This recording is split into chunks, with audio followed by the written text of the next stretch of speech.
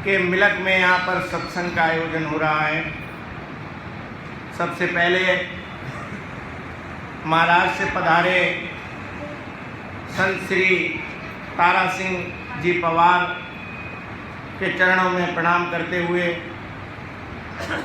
ब्यावर से पधारे संत श्री लालदास जी महाराज के चरणों में प्रणाम करते हुए और संत श्री नरेश दास जी को प्रणाम करते हुए आज मैं अपनी बात को शुरू करता हूँ। आज हम सब लोग यहाँ पर एकत्र हुए हैं, बड़ा सौभाग्य है हमारा। दूर दराज से राम सनेही आए हुए हैं। तो बात यह है कि राम नाम जो है वो सबसे बड़ा तत्व है और राम नाम के बिना कोई काम हमारा चलने वाला नहीं है। सभी संत महात्मा जो भी हैं वो इसी पर जोर देते हैं, लेकिन ये राम नाम जो है वो हमारा कैसे हमारा प्रकट होगा, इसके लिए हमें सबसे पहले क्या करना होगा। तो महाराज कह रहे हैं कि इसके लिए हमें सबसे पहले नियम बनाना होगा कि सतगुरु से ज्ञान लेना है सबसे पहले, और सतगुरु से ज्ञान लेने के बाद हमें नियम से भजन करना है। तो कहा है नियम जगावे प्रेम को और प्रेम जगावे जीव और जीव मिलावे सूरत में तो सूरत मिलावे पीर। बोलो राम। तो नियम जगावे प्रेम को। जब हम नियम से भजन करेंगे और भजन करने के लिए समय निकालेंगे तो हमारा प्रेम जागृत होगा। नियम जगावे प्रेम को और प्रेम जगावे जीव। जब प्रेम जागृत होगा तो हमारी जीव आत्मा जागृत हो जाएगी और जीव मिलावे सूरत को। जब जीव आत्मा जागृत होगी तो हमारा सुरती और शब्द का मेल हो जाएगा और सूरत मिलावे पीर। लेकिन महाराज कह रहे हैं कि हमारा भाव बहुत ऊंचा होना चाहिए। समय का भाव है, मैं 10 मिनट में ही अपनी बात समाप्त करूंगा, ज़्यादा समय नहीं लूंगा। तो कह रहे हैं कि हमारा भाव बहुत ऊंचा होना चाहिए। भक्ति में खेल जो है वो भाव का है। जब लग हरसू हेत प्रेम सु प्रीत नहीं भाई और सगा परोसे खीर साध को राब पिलाई। कार्तिक में मुखान ऊट समधी घर जावे और साधु दर्शन जाए बहुत घर काम बतावे। भजन करे सुखसेल में और हासिल दे तन खोए और तब लगतो सुखराम के हरसू हेत ना होए। महाराज कह रहे हैं कि जब लग हरसू हेत प्रेम सुप्रीत नहीं भाई। जब तक परमात्मा से हमारा सच्चा प्रेम नहीं है तो कैसा है कि सगा परोसे खीर। आपके घर में कोई मेहमान आ गए, आपके साले ससुराली आ गए, उनके लिए आपने पूड़ियाँ बनवाई, पकवान बनवाए और कोई साधु महात्मा आए तो उनके लिए कह दिया कि राब पिला कर ही काम चला। ऐसा भाव हमारा नहीं होना चाहिए। तो कह रहे हैं सगा परोसे खीर साथ को राब पिलाई। कार्तिक में मोखान ऊट समधी घर जावे। कार्तिक के समय में, मोखान के समय खेती में होता है और समधी के घर से बुलावा आ जाए तो तुरंत जाने का समय निकाल लेते हैं। लेकिन साधु दर्शन जाए बहुत घर काम बतावे और सत्संग में जाना है तो हमारे पास समय नहीं है। तो अगर ऐसा भाव हमारा है तो हमारा काम चलने वाला नहीं है। कार्तिक में मोखान ऊट समधी घर जावे और साधु दर्शन जाए बहुत घर काम बतावे। भजन करे सुखसेल में हासिल दे तन खोए। सब कुछ ठीक ठाक है तो 10-5 मिनट बैठ गए, भजन कर लिया। और अगर हमारी आरसी कट गई तो चाहे जमीन का टुकड़ा बेचना पड़े, उसका हम निपटारा करेंगे। तो महाराज कह रहे हैं कि ये भी एक भजन की भी एक जिम्मेदारी समझना चाहिए। जैसे हम रात और दिन अपने और काम करते हैं, इसी तरीके से हमें भजन का भी समय देना चाहिए, तभी हमारे जीव का कल्याण होगा। तो महाराज कह रहे हैं कि ये सद्गुरु जो है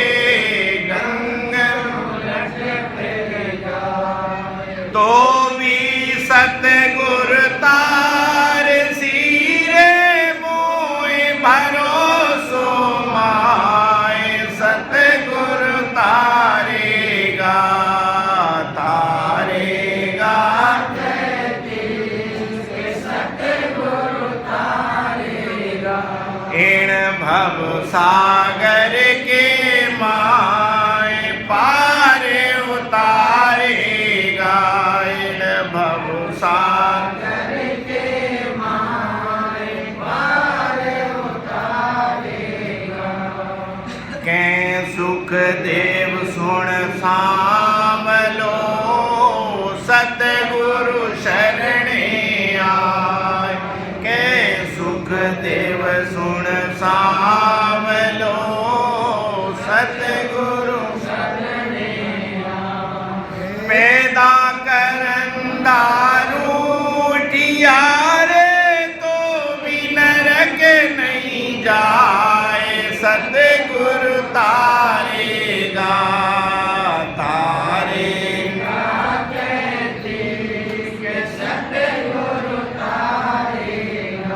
इन भव सागर के माए पार उतारेगा, इन भव सागर के माए पार उतारेगा।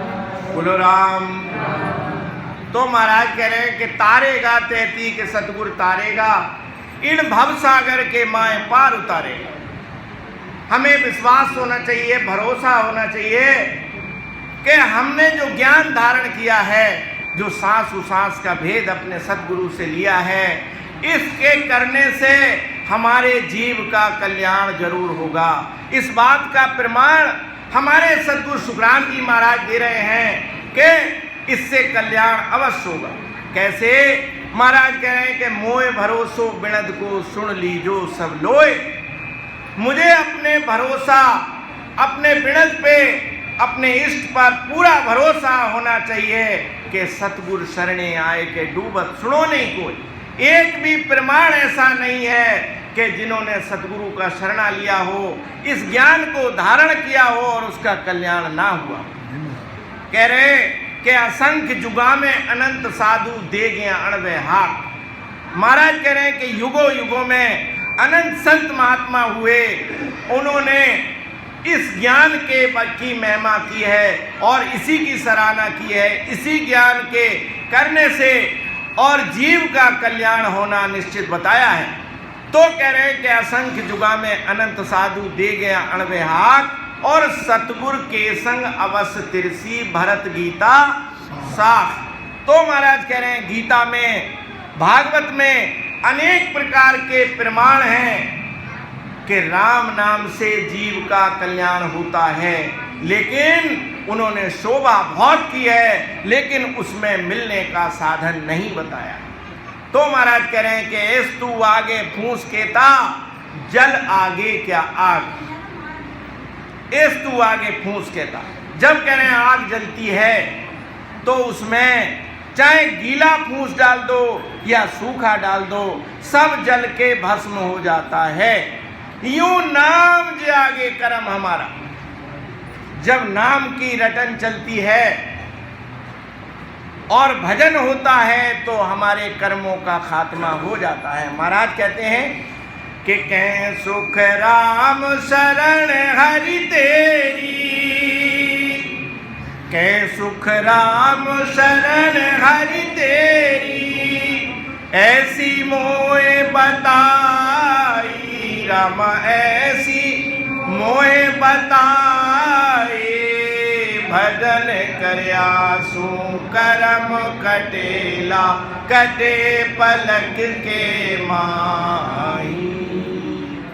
कै सुख राम शरण हरि तेरी, ऐसी मोए बताई, और भजन करया सु कर्म कटेला, कटे पलक के माही। तो जब हम नियम बना करके भजन करेंगे तो हमारे कर्मों का नाश होता रहेगा। क्यों? कि सुबह से शाम तक हमारे अनेक कर्म हमारे हाथ पैरों से हो जाते हैं, इसलिए उनको काटने का एकमात्र साधन है राम भजन। तो महाराज कह रहे हैं कि सूर पिछम दिस उगवे और गंग उलट बह जाए, तो भी सतगुरु तारसी मोह भरोसो माए। चाहे सूरज पूरब की जगह पश्चिम से निकलने लगे, गंगा उल्टी बहने लगे, तो भी हमारा भरोसा नहीं टूटना चाहिए। हमें अपने सतगुरु पर पूरा भरोसा होना चाहिए कि उनके उपदेश से ही और उनके भजन से ही हमारे जीव का कल्याण होगा। तो महाराज कह रहे हैं कि कह सुखदेव सुन सांवलो सतगुरु शरणे आए। महाराज कह रहे हैं कि कोई ऐसा विश्वास लेकर के राम नाम का सिमरण करता है सांसों सांस, तो पैदा करंदा रूठिया, चाहे स्वयं ब्रह्मा भी रूठ जाए तो भी नरक नहीं जाए, तो वो जीव नरक में नहीं जा सकता। महाराज इसका प्रमाण दे रहे हैं। बोलो सद्गुरु सुखराम जी महाराज।